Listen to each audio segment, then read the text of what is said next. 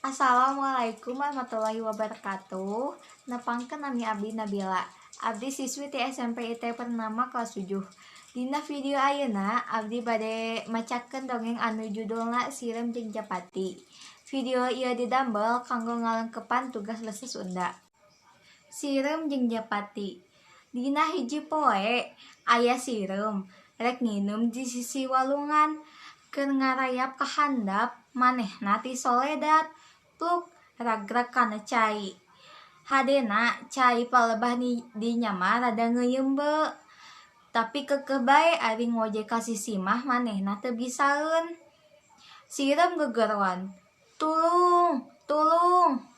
Ieu kuring, rek tikeurelep, tulungan. Kabeneran, aya Japati keur cindeuteun dina dahan kai anu nyondor kalueureun cai. Kadengeun aya sirem gegeruan menta tulung.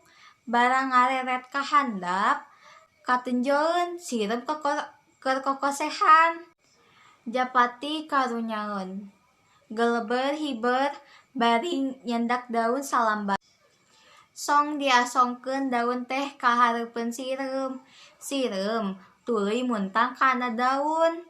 Ku Japati dibawa ka darat. Tuluy digelerkeun kana taneuh. Sirem pohara nganuhunkeunana ka Japati anu tos ngalepaskeun manehanana tina bahaya. Dina hiji mangsa aya Japati keur cindeuteun deui dina dahan kai anu nyondor di walungan tea.